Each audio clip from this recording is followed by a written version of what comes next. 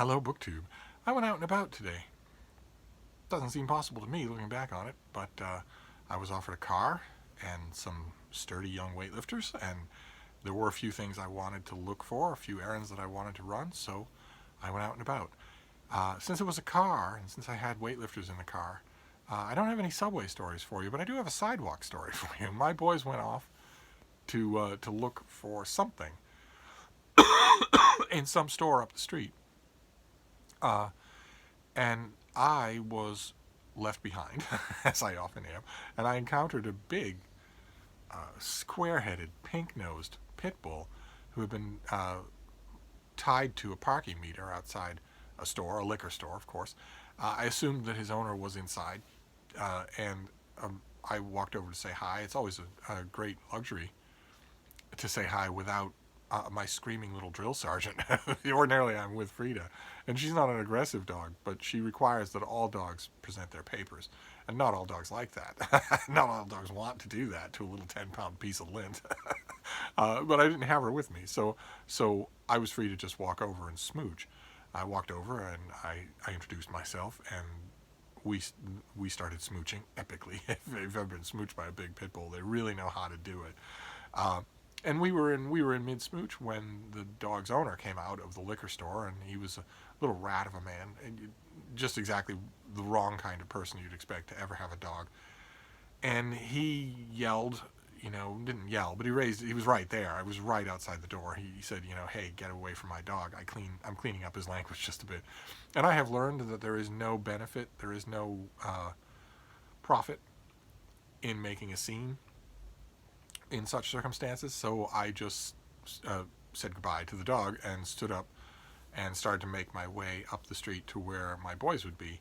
And I hadn't gone even a step when the little rat guy followed up his warning by saying, you're lucky he didn't bite you. And again, every other word was an expletive. I'm cleaning it up for this channel. He said, you're lucky he didn't bite you. And I try to control my temper in such circumstances, especially since it wasn't that long ago. It was just 2 years ago that I lost my temper in exactly that kind of circumstance. And granted, Frida was in danger when that happened, and there was nothing like that here. But that was an ugly moment, and it's on my mind whenever anything like this happens. But I didn't like his tone. I freely admit that. So I turned around to look at him, and I told his dog to come and smooch with me one more time. So the dog walked over to me, jumped up onto put his paws on my shoulders, and smooched me one more time while his owner was watching.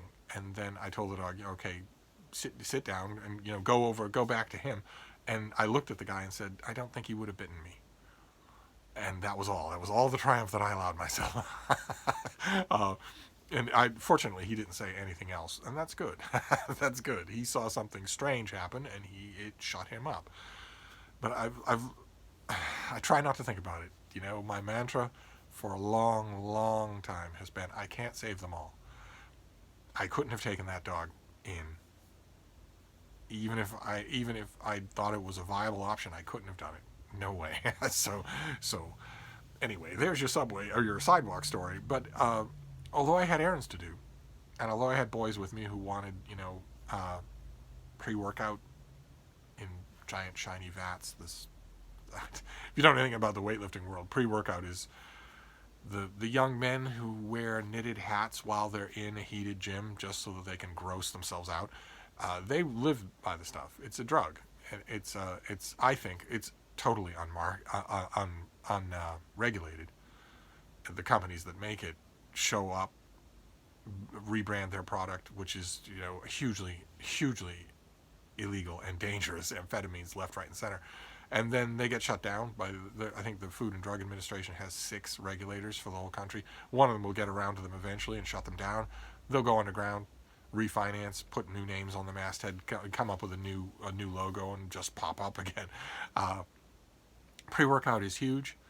The most of the young men that I know who regularly work out, seriously every day, the pre-workout is the point, not the workout. And they won't do so much as a single pinky flex if they don't load themselves with this stuff, to the point where, as they often put it, it makes until they feel like their face and their head are on fire. Once that happens, then they'll go to the gym. Anyway, my boys were looking for stuff like that, and they were also looking for a few other things, and so was I. I was looking for a few other things as well, household things. But since I can't leave the house without accumulating books, that's exactly what happened. So I wanted to show them to you. And it's a stack of books. It's just a stack of books. We'll start off with mass market paperbacks. I found a bunch of mass market paperbacks. These were all unbelievably cheap. I think the mass market paperbacks were 25 cents. I didn't get any hardcovers, but all the rest of them are trade paperbacks. I think the trade paperbacks were at most 50 cents each. And the first one is Georgette Heyer, an author that we have seen on my romance tour. But she also wrote a ton of murder mysteries. And I have a few of them. And I found another one in the same run. You can tell by the totally mod late 60s, early 70s wardrobe of the characters on the covers. This is The Unfinished Clue. And it's a murder mystery. Georgette Heyer earned her bread and butter by writing romance novels, by writing Regency romance novels, some of the best ones that have ever been written. But she was an avid reader of mysteries and wrote quite a few of them, a large number of them, nowhere near as many romances, but still, they are solid work. They are solid novels. And the tragedy, of course, is that the whole time that she was doing her Regency romances and the whole time that she was writing mystery novels, she was also working whenever she could on that particular book. Every author has that particular book. Hers was a historical novel that was not a Regency.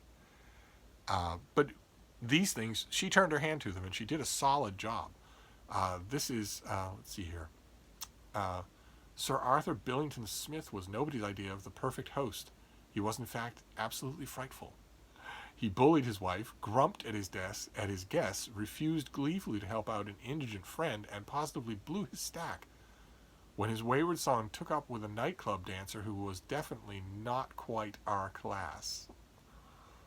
Is it any wonder that one fine, bright English June morning, Sir Arthur Billington Smith was quite literally became a bloody bore when he was firmly stabbed in the back with a pretty little Chinese dagger? And is it any wonder that devilishly attractive Inspector Harding from London thought everyone was guilty? I think that I have read every murder mystery by Georgette Heyer, but they are not particularly memorable. At least maybe now I would consider them so. Maybe they have all sorts of cultural allusions that I would know a lot better.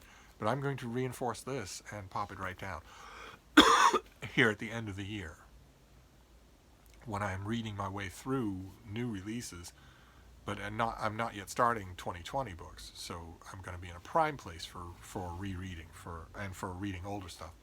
Then this next one is also a reread, but oh boy, I read it at lightning speed a long time ago. In fact, it may have been when this book came out. Yeah, this paperback came out in 1978, and I may have read it then. I don't think this is my copy, but this is an epic, and it's not well known. I don't think it's in print. I don't think it's been in print since the 70s, and mine is a little waterlogged, fittingly so. This is Marcus Goodrich, and this is Delilah, his enormous nautical novel about a destroyer during World War I, and all the men on board, and the attitudes that were on board as the Navy changes, as the ethos of the Navy changes. And those of you who've read Das Boot or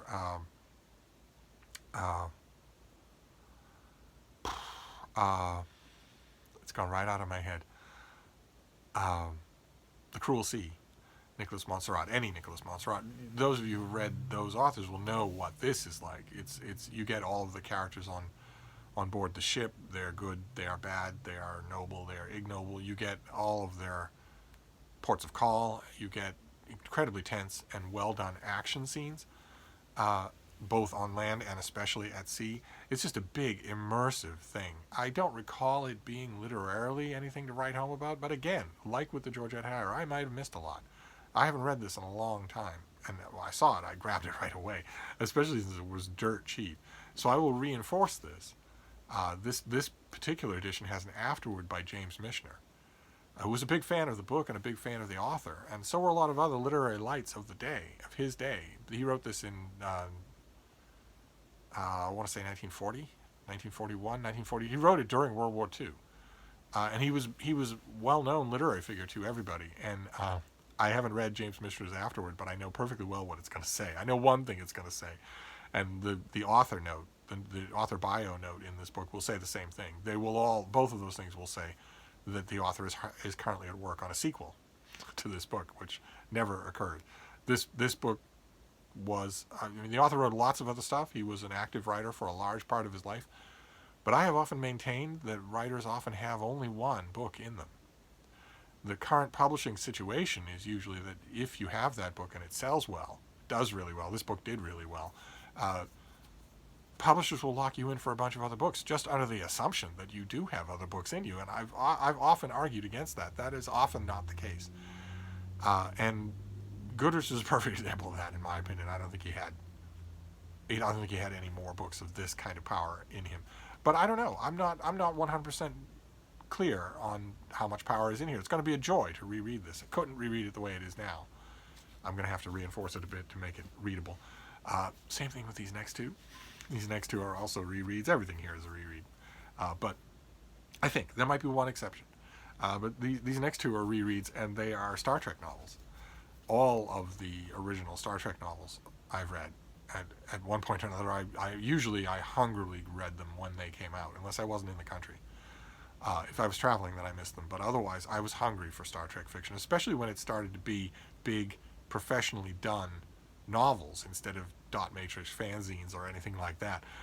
And once the movies became successful, that's what happened. There started to be a regular industry for novels, a golden age. We didn't know it at the time, but it was a golden age because they hadn't yet been watered down by corporate, and there were lots of them. And so I read them all. These two, I got 2 Star Trek novels today for like 25 cents each. Couldn't pass them up. I would gladly take more of these things, but sometimes they're expensive when you find them at a used bookstore.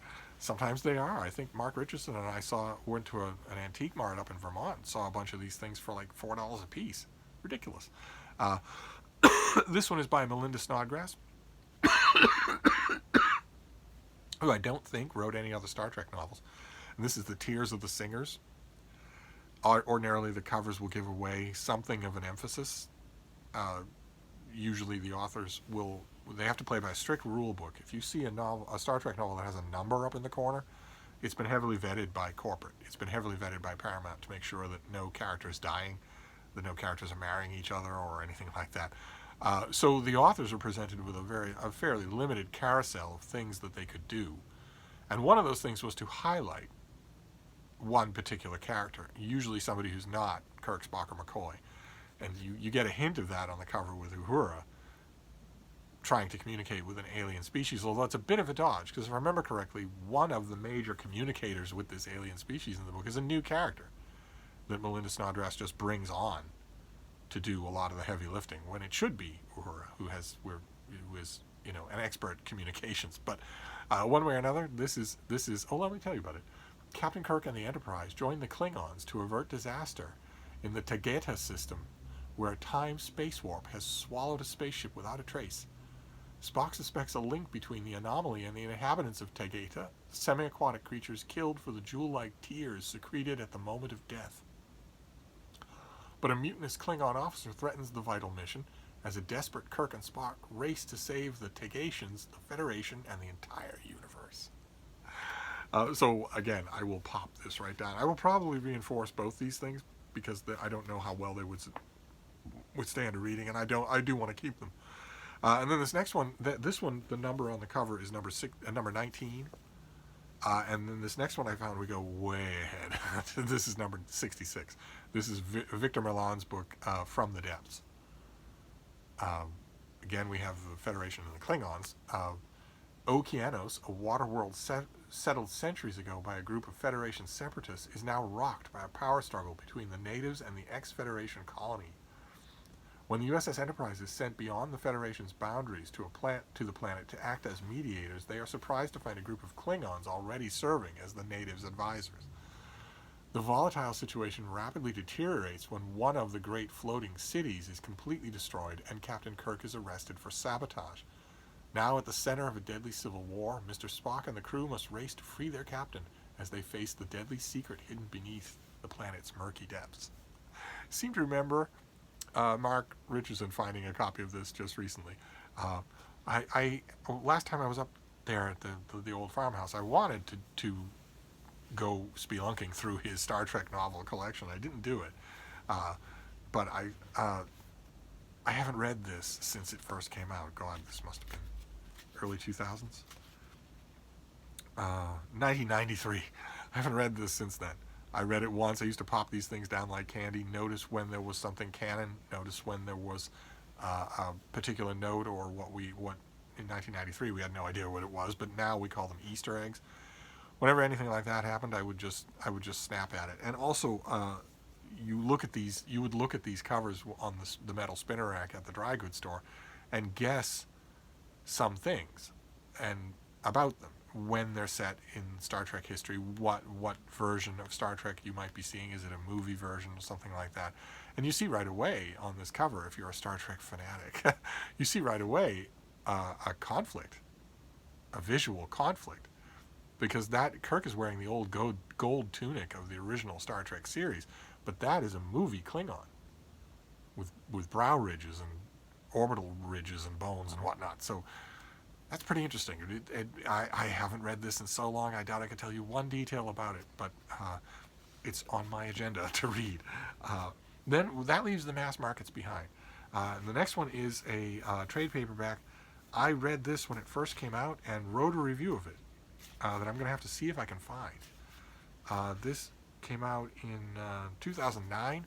This is Patient Zero by Jonathan Mayberry, an author who I went on to love, absolutely love. I never miss one of his Joe Ledger books now. This is a zombie novel, and I wrote a review of it back in 2009 for Open Letters Monthly. And I'm wondering how the reading experience will change now that I know this author's tricks, now that I know that I love him, and I'm wondering, this is an earlier book of his, I'm wondering, will I have the same impatience with some of the gimmicks in here, or will I forgive them because of how much I like this author now? One way or another, like I said, I'm going to be in the mood to reread. Probably you can expect a brattle trip or two in your future on this channel if it doesn't snow. I'm in the mood to reread, so I will gladly go back to Patient Zero. Same thing with this one. This is also a reread. The author has done herself no favors, in my opinion, lately. in the culture wars, she is a yellow-bellied surrenderer, and there should never come a point when a few squeaky wheels on social media tell you that you owe the whole world an apology for something that you wrote in a novel, and you actually do apologize. That should never happen. Never. If you feel the urge, if you're an author and you feel the urge to apologize, to appease those squeaky wheels, get off social media. Your publisher can promote your book on social media. You don't have to be involved. You're doing it wrong. Never, ever capitulate to the mob. But anyway, long before the author did that capitulating, that's a story for another time, she wrote this, A Darker Shade of Magic, about alternate Londons and a person who can pass between them at will. And I loved it. I remember loving it, so I'm gladly read it again. I came across the trade paperback for no money at all, so I grabbed it. Same thing with this next one. This next one is brand new, and every time I get a copy of this thing, I give it out. Always, I get a copy, and this has been going on for 20 years now. Every time I get a copy of this book, I send it out, and I'm going to try not to do that. I'd like to hold on to a copy, especially since we're heading back into Tudor times in 2020 with Hilary Mantel's book. Hilary Mantel's third Thomas Cromwell book is coming out in 2020. This is the book that started the whole modern Tudor craze. This is The Other Boleyn Girl by Philippa Gregory, still with the gold highlights on it. And just a perfect condition trade paperback. It's called The Other Boleyn Sister in the UK, and it's the story of Mary Boleyn, Anne Boleyn's sister, who had an affair with King Henry VIII before Anne Boleyn did, and had a child with him before Anne Boleyn did. It's sold a billion copies. Everybody's read it. I really like it. In fact, a few years ago I reread it. A battered copy didn't look anything as good as this. That copy went out the window. to the next person that asked me for it. But I reread it and was struck by how much better it was in a lot of ways than I had originally thought. But this started so much, not only the craze of the new Tudor era of fiction, but also the cover design, where the face is missing, where just the whole thing, the vaguely contemporized patois of the book, the lack of these and thous, the increased narrative pace, all of that. Hilary Mantel owes a lot to this book and to the books that followed it. But I haven't read it in a few years. I'm going to be in the mood to reread. Then this next one is something that I don't think I have read. I grabbed it because it was dirt cheap and because it's fascinating. This is also late Tudor times. This is Arabella, England's Lost Queen by Sarah Gristwood, about Arabella Stuart, the niece of, let me tell you, niece to Mary, Queen of Scots, granddaughter to the great Tudor dynast Bess of Hardwicke. Lady Arabella Stuart was born and bred in the belief that she would one day inherit her cousin Elizabeth's throne. So not England's lost queen. Okay? They're to be queen first, but close enough. Many at home and abroad anticipated she would be crowned queen. However, Arabella's fate was to make a forbidden marriage, to die a lonely, squalid death in the Tower of London, and to be written out of history. And apparently this book, I don't think I've ever read this. I think this is just a big, full-throated attempt to bring her back into the limelight, to reclaim all of the details and put her in front and center. And I'm, as you know, a big fan of biographies, so I will just grab it. This next one I definitely haven't read. I've read this author, but I've read precious little of his nonfiction. And this is Thomas Keneally, and this is The Commonwealth of Thieves, which is his book. This is a UK trade paperback. Quite a few of these are. This is a UK trade paperback of his book about the founding of Sydney, Australia. Full of characters, full of lowlifes, full of famous moments that I only know about really in encyclopedia form. I've never read a passionate narrative history of this story. This will be the first. And I know already that I like this author. I've reviewed him many times. I know that I like how he writes. Fiction or nonfiction doesn't matter to me. So since I am never going to visit Sydney, Australia, since I'm never going to set foot in Australia, well, I might as well read about it. And then the last one is something that I read and really liked when it came out. When was that? Don't tell me I'm blurbed in here. I don't think I am. This came out in 2013. I read it and really liked it then, but I found it for 50 cents. I'll gladly take it and reread it, especially since it's in perfect condition. This is Meghan Marshall's biography of Margaret Fuller. That lovely, lovely cover. A full dress reevaluation of Margaret Fuller, her importance, the wide range of her influences and contacts in the literary and social world of her day. Lots and lots about her personality, if I remember correctly, lots and lots about her personality that no other portrait has ever even come close to doing with this kind of, full-bodied zest and detail. So, I mean, as soon as I saw it sitting there on the shelf for 50 cents, I thought, well, you don't have that and you want it. It's a classic biography and also the great Margaret Fuller biography. So I grabbed it. So there you go. Even though I went out with no intention to get books, I still got them. I still got a ton. So we got a biography of Margaret Fuller, a biography of Arabella Stuart, a biography of the founding of Sydney, Australia. We got The Other Boleyn Girl by Philippa Gregory, enough said, needs no introduction. We got A Darker Shade of Magic by V.E. Schwab. We got Patient Zero by Jonathan Maberry, his zombie novel, just a straight-up zombie novel. And then 4 mass markets. Star Trek From the Depths, Star Trek The Tears of the Singers. I would have bought 10 more of these if they'd been there. I've learned my lesson. I will not get rid of these things if I get them.